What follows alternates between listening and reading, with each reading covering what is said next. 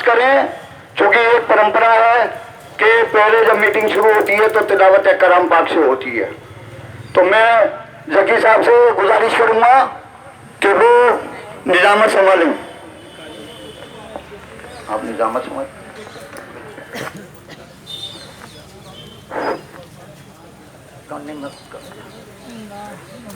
अस्सलाम वालेकुम। अब मैं अपने सीनियर सैयद एहतिशाम अली जो MTS यूनियन के एक्स प्रेसिडेंट थे, रिटायर हो चुके हैं, वो इस टाइम हमारे बीच में मौजूद हैं। मैं उनसे दरख्वास्त करता हूं कि वो आज की मीटिंग की सदारत करें और हाफिज जी से दरख्वास्त करता हूं कि वो आगे तलावत कलाम पाक से मीटिंग का आगाज़ करें।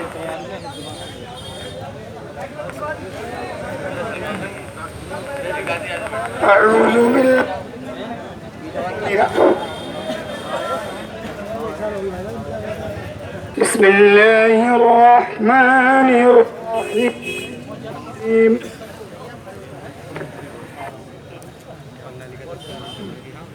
इन्ना हाज़िही तज़किरा फमन शाअ इत्तख़ज़ इला रब्बिही सबीला वमा तशाऊन इल्ला अन यशाअ अल्लाह इन्नल्लाह कान अलीमन हकीमा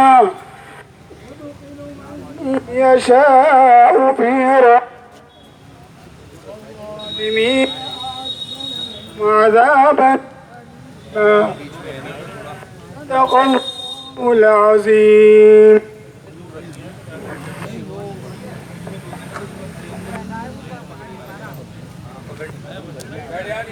हेलो हेलो हेलो बात हुई थी, लेकिन उन्होंने कोई जवाब नहीं दिया कि वहाँ मैं देख रहा हूँ कोई विंडो नज़र आए तो मैं ज़रूर करूँगा। इंतज़ार की भी हद होती है और पब्लिक भी बार बार यही कहती थी कि कब होगा कब होगा। तारीख पे तारीख मिलती रहती थी, कोई काम नहीं होता था। आज उसी तारीख को लेके हम लोग जब ये फैसले कि अब फैसला जो है वो जनरल बॉडी करेगी।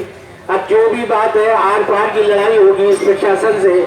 प्रशासन को ये मालूम होना चाहिए कि इतिहास गवाह है कि जब मुलाजमीन सड़कों में निकला है तो आंदोलन हुआ है, तो उस टाइम मुलाजमीन ने अपने मसाइलों को हल कराया है। प्रशासन शायद हमको हल्के में ले रहा है। रजिस्ट्रार साहब तो मुलाकात ही नहीं करते हैं, कोई मसला हो उनसे बात ही नहीं हो पाती, मुलाकात नहीं हो पाती। उनके PA कह देते हैं कि साहब उनको वक्त नहीं है, मीटिंग में है। तो ये अफसोस की बात है कि रजिस्ट्रार और यहाँ की इंतजामिया हम लोगों से न मिलती है, कोई लेटर लिख के उसका कोई रिस्पॉन्स नहीं होता है, कोई जवाब नहीं देते हैं। इसीलिए आज ये जनरल बॉडी की मीटिंग की गई है। अभी और लोगों से इत्तला आई है, मेडिकल से और लोग वहाँ से चल दिए हैं। इंशाल्लाह बहुत जल्दी यहाँ लोग आने वाले हैं। मैं आप लोगों से यही दरख्वास्त करूँगा कि जो भी यहाँ तय हो, आप लोगों की तादाद, नेताओं की ताकत होगी, आप हमें मजबूत करेंगे। इंशाल्लाह आपके मसाइल हल होंगे। आपके जो भी मसाइल हैं उसके आपके सामने सारे रखे जाएंगे। कोई भी इधर उधर बात नहीं होगी। सामने जो भी मसले होंगे सामने रख के सामने फैसले होंगे। अगर कोई कमेटी के लोग बात करने जाते हैं, अगर लोगों के दिमाग में जहन में कोई ये बात है कि साहब ये अपनी बात कर लेते हैं, ऐसा कुछ नहीं है। यकीन रखना चाहिए आप लोगों को। और अगर कोई ऐसा हो तो कोई उसका वो करे, कोई बीच का एक आदमी हमारे साथ चला जाए। अगर हम बात करने जाते हैं हम उसे भी साथ ले जाएंगे। किसी के साथ मैं ज्यादा वक्त न लेते हुए मेरे उम्र को भी नेता टेलीविजन के जनाब अफसर साहब से दरख्वास्त करूंगा कि वो आए और अपने ख्यालात का इजहार करें। अफसर साहब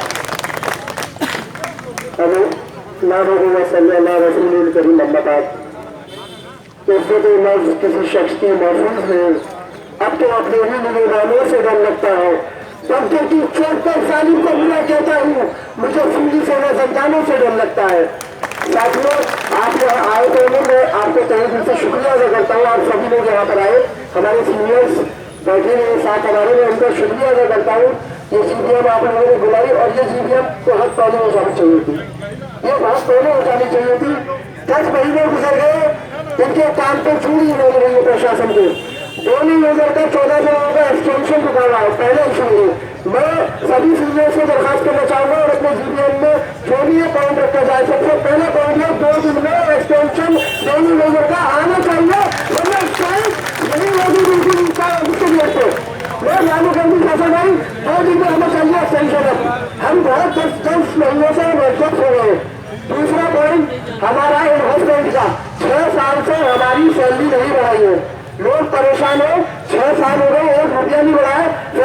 10 दिन के अंदर इस पर भी कोई एक्शन लिया जाए। हमारे इन्वॉल्वमेंट होने चाहिए। हर हाल में 6 साल हो गए, ये कहते हैं कि आप कुछ ऐसा प्रूफ ला के लीजिए, हमने सारे प्रूफ दे दिए लाकर। पीएचसी के जो रेट्स थे इन लोगों को बता दिए गए, पीएचसी के रेट के बराबर हमारी सैलरी में बढ़ा गए।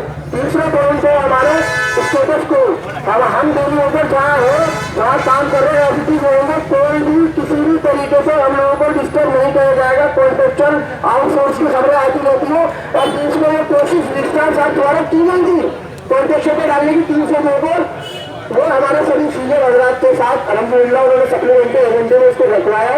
पॉइंट नंबर 19 था, उसको रिमूव करवाया, अलहमदुलिल्लाह उनको एक्सटेंशन भी मिल गया 302 लोगों को।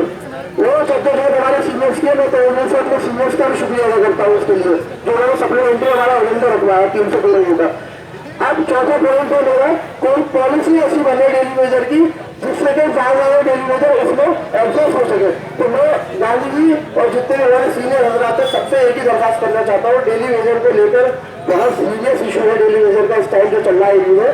तो मैं ये चाहता हूँ डेली वेजर को इशू की लड़ाई आप लोग सही से रखिए, हम लोग आपके कंधे से कंधे मिलाकर साथ खड़े हैं। जहाँ आपको जरूरत है हम आपको मिलेंगे, जितने आपको डेली वेजर चाहिए आपके साथ हो, लेकिन हमारे मसाइल टेस्ट है, आप इन मसाइल को हल कराइए। तब तक करेंगे हम इसकी श्योरिटी यहाँ से दीजिए, लोगों को यकीन नहीं है, आपको भी यकीन उठता जा रहा है जो सीनियर से। प्लीज आपसे मेरी बहुत ज़्यादा दरखास्त है, उस पर यकीन दिलाना पड़ेगा आपको। और शेखुल जामिया साहब से मैं कह देना चाहता हूँ, वाले कर देना चाहता हूँ, वक्त बहुत कम है हमारे पास, हमें अब खोने के लिए कुछ नहीं है, अब हम बिल्कुल लड़ने के लिए तैयार है और अपनी लड़ाई मुकम्मल अपने सीनियर्स के साथ कंधे से कंधे मिला के लड़ेंगे। आवाज से जितने भी टेम्परेरी भाई है जिनके अलाउंसेस काटे गए, मैं चाहता हूँ इन अलाउंसेस को विद इन 5 डेज के अंदर बाहर करवाइए। शेखुल जामिया साहब इस पर एक्शन ले, जितने भी जिनका पीसी है, जिनका इंक्रीमेंटल चिल्ड्रन एजुकेशन अलाउंसेस सब लगना चाहिए, ये आपके हक है, उनके जो आपको मिलने चाहिए। तो इसलिए मैं आपसे बस दरखास्त करूँगा सभी लोगों से, इस टाइम साथ खड़े हो जाइए, यूनिटी बहुत जरूरी है, सबको एक प्लेटफॉर्म पे आना होगा। शुक्रिया, अस्सलाम वालेकुम।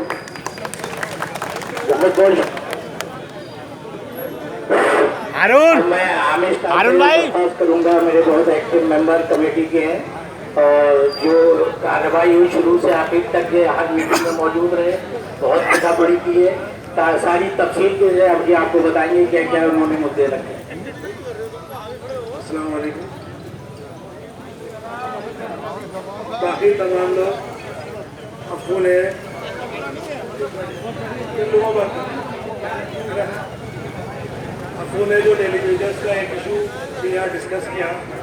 इस वक्त सबसे इम्पोर्टेंट मेरे ख्याल से उनकी एक्सटेंशन की बात है और जितनी भी खतो किताबत टिल डेट जनवरी से लेकर के आज की तारीख तक हमने करी है नोटिसिंग के मुख्य मोबाइल पर, उसमें टेलीविजन साथियों को हमेशा प्रायोरिटी पर रखा गया।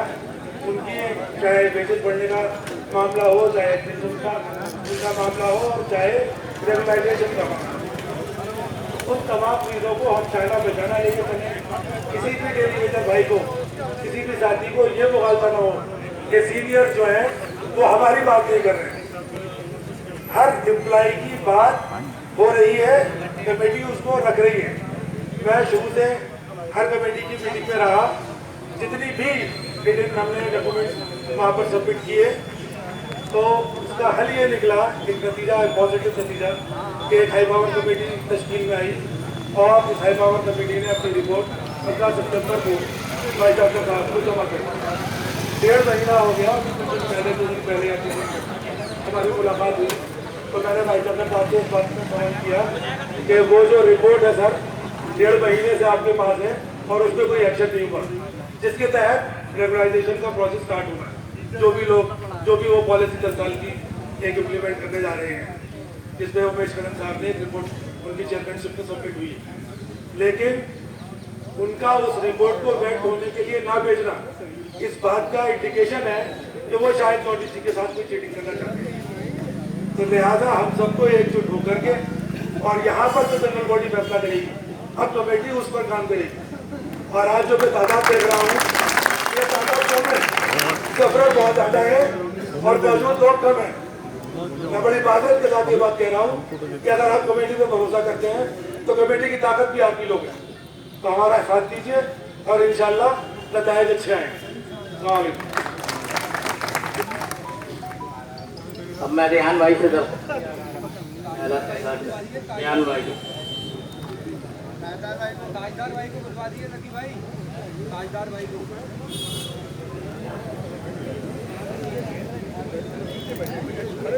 अस्सलाम वालेकुम। जैसा हामिद शोएब साहब ने आप लोगों को बताया, दिसंबर 22 में एक्सटेंशन का मसला जो अटका था वो सब लोगों को पता है और सबकी नॉलेज में है। मेरे ख्याल में उस वक्त जो लोग एक्सटेंशन रुका था किसी की कॉल नहीं थी, उसके बावजूद रजिस्ट्रार ऑफिस पे इतनी भीड़ थी, ये उसके 25% भी नहीं है लोग। बहुत अफसोस की बात है। नेताओं पे सवाल उठाते हैं, नेताओं से सवाल करते हैं, नेताओं को गालियां बकते हैं, नेताओं को मारने की बात करते हैं। हर कोई व्हाट्सएप के मैसेज पढ़ रहा है, देख रहा है, बहुत ही भद्दी बातें हम लोगों के लिए कही जाती है। लेकिन कभी कभी बर्दाश्त इसलिए किया जाता है कि शायद ये लोग दुख में हैं, अफसोस में हैं, इसलिए उनकी बातों को दरकिनार कर दिया जाता है। जब पहली एक्सटेंशन सबको पता है तारिक मंसूर साहब थे, एक्सटेंशन हुआ, 6 महीने का एक्सटेंशन हुआ। लेकिन डेली वेजर का जिन लोगों का मार्च में एक्सटेंशन एक्सपायर हो रहा था वो एक्सटेंशन बहुत आसानी से नहीं हुआ। ये बात अब्बू साहब को पता है। अब्बू साहब और मैं दोनों लोग दौड़े, तारिक मंसूर साहब को भी फ़ोन किए गए और रजिस्ट्रार साहब एक्सटेंशन नहीं कर रहे थे। वह मुश्किल से तारिक मंसूर साहब ने अपने सिग्नेचर से वो एक्सटेंशन उस वक्त किए। और जो टेम्परेरी एडॉप्ट पे हुआ था वो जून में सबको पता है, एग्जीक्यूटिव काउंसिल से एक्सटेंशन हुआ उन लोगों का। और जो अब डेली वेजर का जो एक्सटेंशन है वो भी इसी से होना है। ये अभी 4 लोग जो वाइस चांसलर साहब से मिले थे उन्होंने ये कहा है कि एक्सटेंशन प्रायोरिटी पे है और जैसे ही इसी की मीटिंग होगी उसमें एक्सटेंशन हो जाएगा। लेकिन जाहिर बात है इसी दौरान वाइस चांसलर के पैनल को लेके रस्साकशी शुरू हो गई है, जिसकी वजह से हम लोगों का मामला भी लटक गया है। और हाई पावर कमेटी जो एग्जीक्यूटिव काउंसिल में बनी थी उसमें जो मैटर्स रखे गए थे उसमें भी उन एग्जीक्यूटिव काउंसिल के लोगों से जनरल उन लोगों की बातचीतें हुई और उसमें जो है सारे चीज़ें रखी गई। यहाँ तक कि आप लोगों को पता है जो डेली वेजर्स की लिस्ट को अपलोड नहीं किया गया था साइड पे, उसमें भी काफ़ी जद्दोजहद के बाद फैसल गांधी साहब हैं, अप्पू हैं और सभी लोग मेंबर्स थे। करने के बाद उन्होंने रिवॉल्विंग फंड वाले और वो सभी लोगों को उस पर अपलोड किया और सभी लोगों को उसमें इंक्लूड किया गया। अब हाई पावर कमेटी ने जो अपनी रिपोर्ट सबमिट की है वो सीधे लिफाफे में सबमिट की गई थी। उस पर एक वेटिंग होनी थी जो कि वो 15 सितंबर को सबमिट हुई थी और 15 अक्टूबर को 1 महीना हो गया। अब एक अफवाह है जो कि सुनने में आई है, कंफर्म है या नहीं है, तो वो दिल्ली चली गई है रिपोर्ट के लिए। जब वो वहाँ से रिपोर्ट हो जाएगी तो एग्जीक्यूटिव काउंसिल में रखा जाएगा। अब उसमें 10 साल कहाँ तक के हैं सब कुछ पता है, वो 21 और 23 है, जो भी डिसाइड करेगी वहाँ तक का हो जाएगा। इसके बावजूद कोई ये ना समझे कि ये 10 साल वाले जो 21 वाले हो गए, अब इन लोगों का आगे क्या होगा। नेताओं का काम लड़ाई लड़, ऐसा नहीं है कि हमारा काम बीच में अधूरा रह गया और हमने उस चीज़ को लिया और हम घर चले गए। एक काम का प्रोसेस होता है, स्टार्ट होता है। हम लोगों का तरीका ये होता है कि जो चीज़ पहले मिल रही है सबसे पहले हमें उसे पकड़ना है, और ऐसा नहीं है कि उसे पकड़ने के बाद हम लोग चले जाएंगे या गायब हो जाएंगे। मैं इंडिविजुअली मैं अपनी तरफ से आप लोगों को ये भरोसा दिलाना चाहता हूँ कि जब तक हमारा एक आदमी एकोमोडेट नहीं हो जाएगा हम लोग लड़ाई जारी रखेंगे, आप लोगों के साथ रहेंगे, रहेंगे। जिस वक्त भी जहाँ भी आप लोगों को हमारी ज़रूरत हो, मैं अपने बस मोबाइल का ज़रूर ये जिक्र करता हूँ, मैं नमाज में भी अपने मोबाइल को ऑफ नहीं करता हूँ, साइलेंट करता हूँ। रात के 12 बजे, 1 बजे, 2 बजे ज़रूरत हो मुझे कॉल कर लीजिएगा, इंशाल्लाह हाजिर हो जाऊँगा। और जब तक ये मसला हल नहीं होगा हम लोग पीछे नहीं हटेंगे। बस यही मैं आप लोगों से कह सकता हूँ, बाकी कोई दिल चीर के दिखा नहीं सकता। ठीक है, अल्लाह हाफिज़।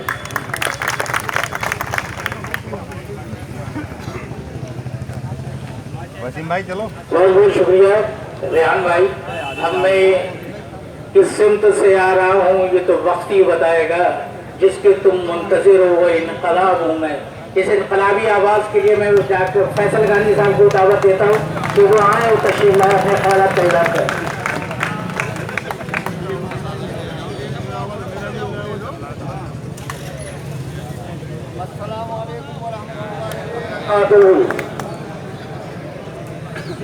मेरे अजीज साथियों, मैं गरम दल का नेता हूं और जो लोग यहाँ मौजूद हैं उनमें से बहुत से लोग ऐसे होंगे कि जो दिसंबर में मीटिंग हुई थी, आज का मौजूदा वीसी साहब उस टाइम पीवीसी थे।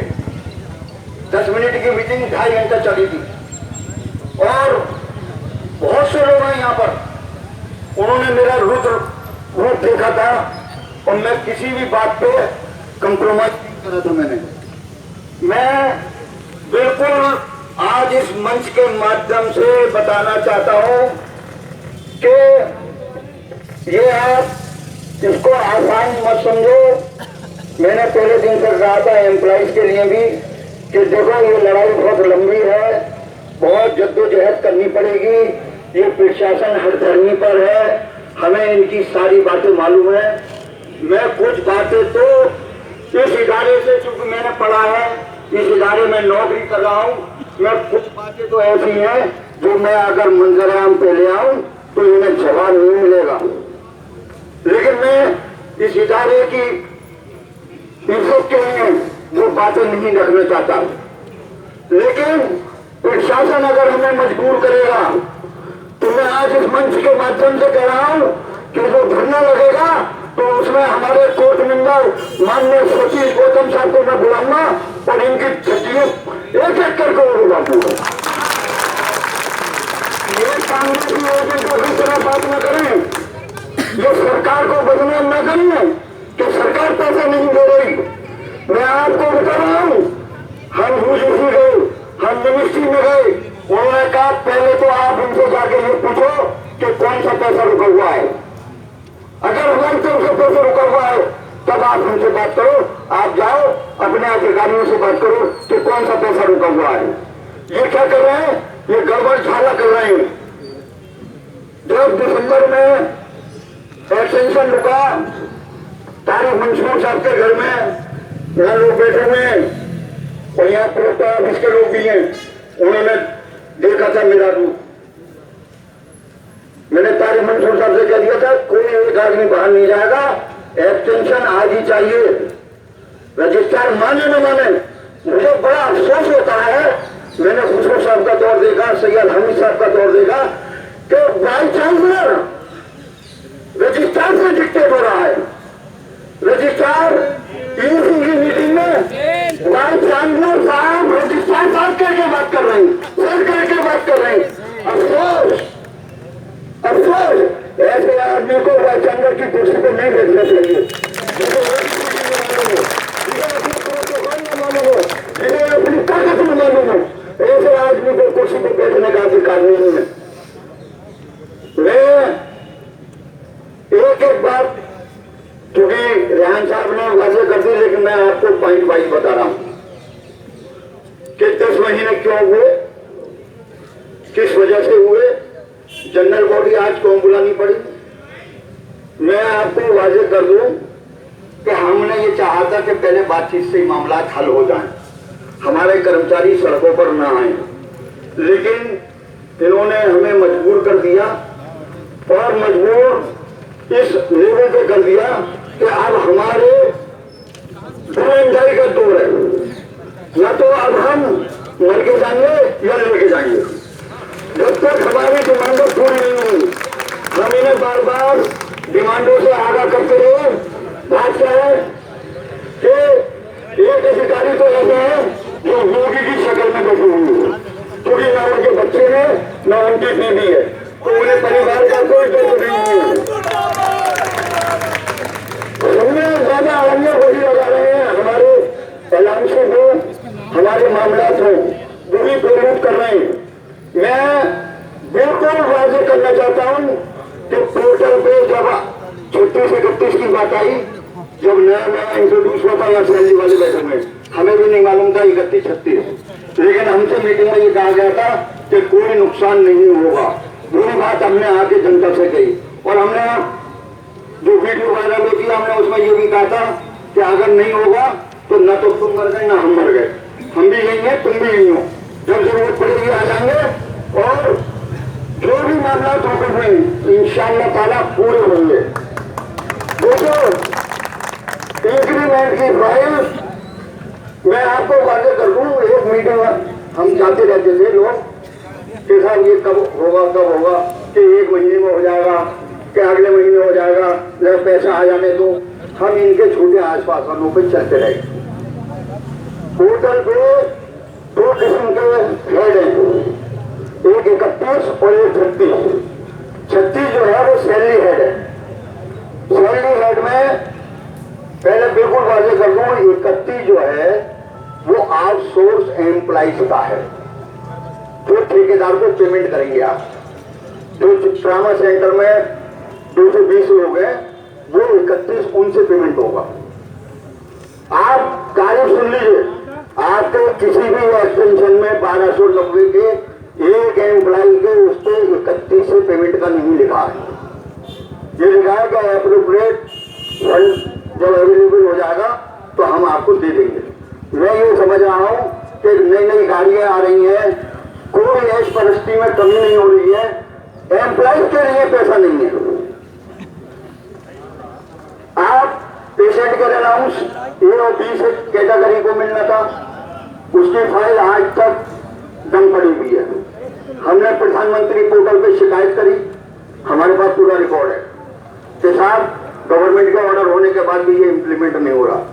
आज 1 साल हो गया, वो फाइल दीमक खा रही है। पेशेंट के अलाउंस जो टेम्परेरी एम्प्लॉय को मिल रहा था, तारीफ ये है, शायद वो लोग मौजूद हैं, वसीम साहब भी मौजूद हैं, जब पेशेंट के अलाउंस करना था मैं वहीं रजिस्ट्रार ऑफिस में था, ये लोग आए, तो ये हुआ कि साथ हम जैसे पैसा आ जाएगा अगले महीने आपका दे देंगे, जो टेम्परेरी एम्प्लॉय का पेशेंट के अलाउंस कटा। लेकिन उस बात को भी 6 महीने हो गए। देखिए ये बात सुन लीजिए, जब प्रशासन हथकंडे पे आ जाए तो मारो मरने का प्रोग्राम है। बस मैं इस सोच के माध्यम से कह रहा हूं और अपनी जिम्मेदारी से, मैं खुद अपनी बात और अपना जिम्मेदार हूं, मैं किसी और का जिम्मेदारी नहीं ले सकता। लेकिन मैं आपको यकीन दिला रहा हूं कि जब तक डिमांडें पूरी नहीं होंगी, इंशाअल्लाह ताला मैं मुंह नहीं दिखाऊंगा आपको। ताकत हमें देते रहिए, हमें ऑक्सीजन मिलती रहेगी, इंशाअल्लाह आपको हम रुसवा नहीं करेंगे। देखिए प्रशासन ये समझ रहा है कि ये डिलीवर, ये एडवांस, ये परमानेंट, ये हमें धगारे डाल रहा है कि ये डिलीवरी करें कि ये जो है 1290 अलग है, परमानेंट अलग है। हम सब एक हैं, हम सब एम्प्लॉय हैं। हमारा ये भी नारा होना चाहिए कि हम सब एक हैं और हम सब एम्प्लॉय हैं। एक बात ध्यान रखिए कि ये लड़ाई आज शुरू हुई है, इससे पहले कभी कमेटी ने जनरल बॉडी नहीं बुलाई थी। आज पहला आंदोलन की पहली जनरल बॉडी है। आज क्या होगा कि धरना लगेगा, हड़ताल होगी, जुलूस निकलेगा, लेकिन वो टाइम बाउंड मैनर में निकलेगा।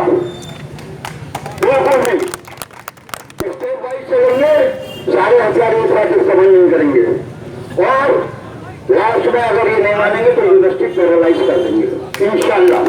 हमारे पास वो ताकत है, हम टेक्निकल के लोग हैं, बिजली पानी बंद कर देंगे और बंद कर देंगे बिल्कुल। लेकिन आपका इत्तेहाद मुट्ठी बंद करके होना चाहिए बिल्कुल। अगर किसी को मुझसे डिफरेंसेस हैं वो मेरे पास आए, मुझसे बात करे। ये व्हाट्सएप देखो, ये कुछ नहीं, ये सिर्फ शिराजा बिखेरने का यहूदियों का प्रोग्राम है। समझे कि तू बरेली, कि तू देवबंदी, कि तू टेम्परेरी, कि तू डिलीवर, कि तू रिवॉल्विंग फंड, ये सब यहूदियों की पॉलिसी है। इसी पॉलिसी में ये चल रहा है। लेकिन हम मुसलमान हैं, हमें अल्लाह पे यकीन है और अल्लाह के नबी पे यकीन है। हम कभी मजलूम का साथ नहीं छोड़ेंगे किसी भी हालत में, और जालिम को छोड़ेंगे नहीं। ये मैं बिल्कुल कह रहा हूं आपको।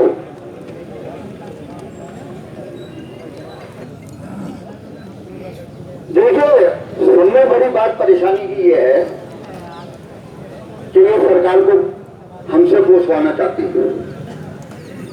समझे? RSS के लोगों को ये मिले, समझे? माता की चौकी पे जाके पालसी मार के एक राज्य मंत्री के यहाँ जाके बैठ जाए, ये हमारे हाथ की पोजीशन है।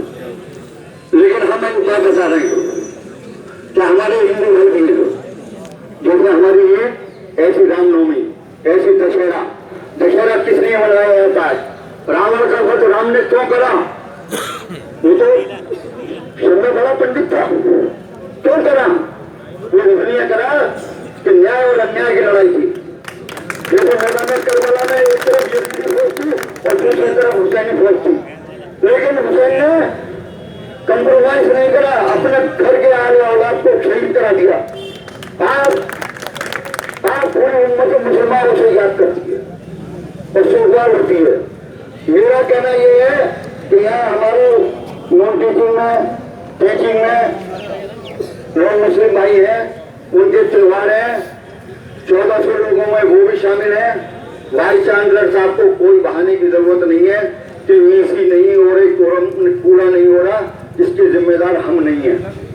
हमें अगर 2 दिन के अंदर एक्सटेंशन नहीं मिला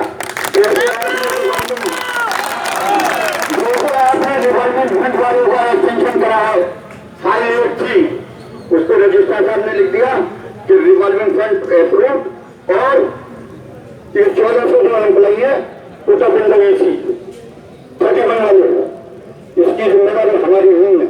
आप 31 करो, 36 करो, 32 करो, 72 करो, हम 48 घंटे का समय दे रहे हैं। अगर 48 घंटे में इनके ऑर्डर इशू नहीं हुए तो होगी, दो करके बैठेंगे और इंशाअल्लाह ताला आवाम हिलेगी नहीं, ये बता दूं।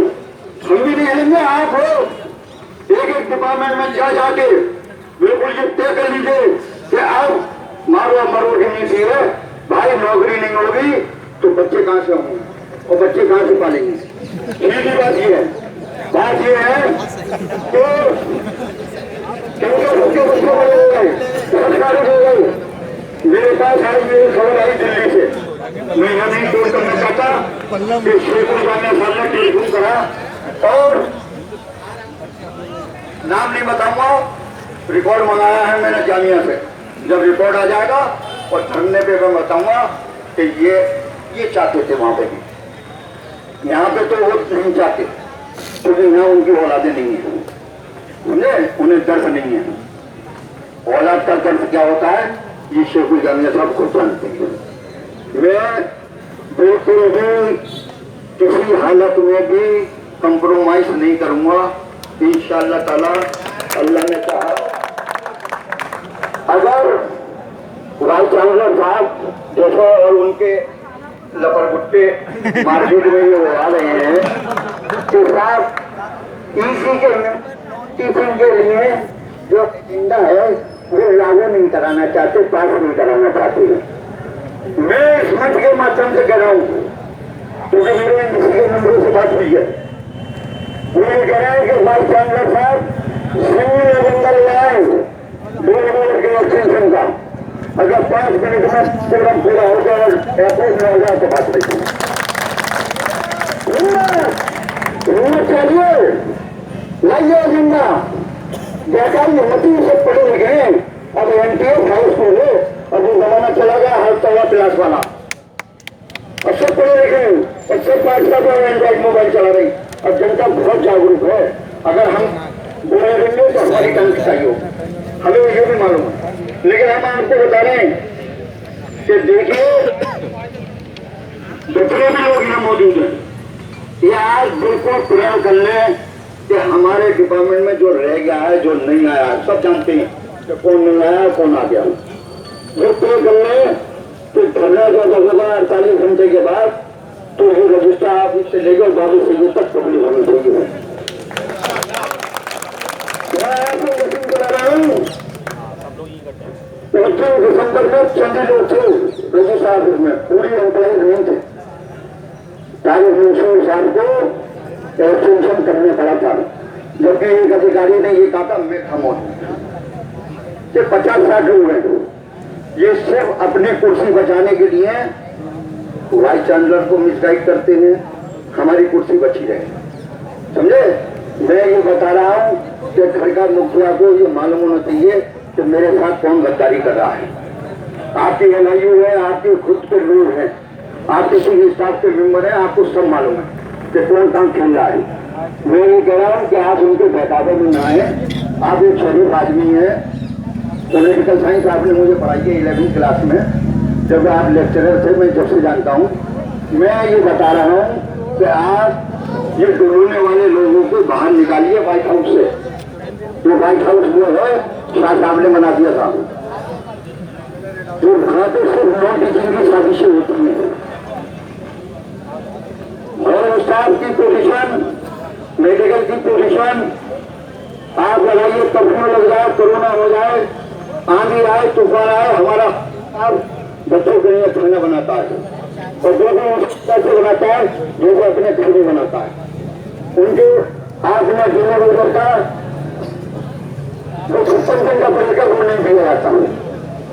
भाई उनके साथ ऐसे सोचेगा बाजार क्यों, जब पूरे यूनिवर्सिटी में डेली ओवर के ऑर्डर में 56 दिन पे ग्रुप मिलता है, तो उन्हें क्यों नहीं देते आप?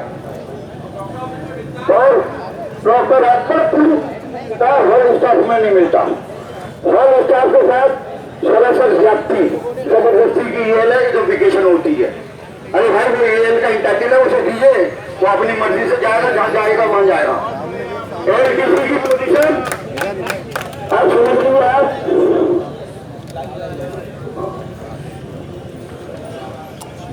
और आ जाइए LTC के ऊपर। अगर एम्प्लॉय लेट कर दे तो फोर्फिकेट हो जाता है कि आपको पेमेंट नहीं होगा। अगर आप लेट करो तो हम ये कह रहे हैं कि अगर प्रशासन की तरफ से पेमेंट में लेट होगा तो कुछ इंटरेस्ट हमारा पैसा वापस करेंगे आप। कौन करेगा? पहले भी 5 साल से नहीं हुई, 5 साल से परमानेंट एम्प्लॉई और 1290 के जो एंटाइटल है 10 साल 20 साल के, 5 साल से नहीं हुई, 5 साल से एडॉप्टेड है, इंप्लीमेंटेड है, लेकिन कागज पे है। एम्प्लॉय को कोई एक फाइनेंशियल बेनिफिट नहीं है। मैं एक बात ये कह रहा हूँ, पहली प्रायोरिटी डिलीवरी और 1290 है, बाकी डिमांडें बाकी हैं, लेकिन छोड़ेंगे हम उन्हें भी नहीं। मैं आज यहाँ प्रवक्ता ऑफिस के लोग भी हैं, राशिद मुस्तफा साहब रिटायरमेंट के बाद भी अभी सेवाएं दे रहे हैं।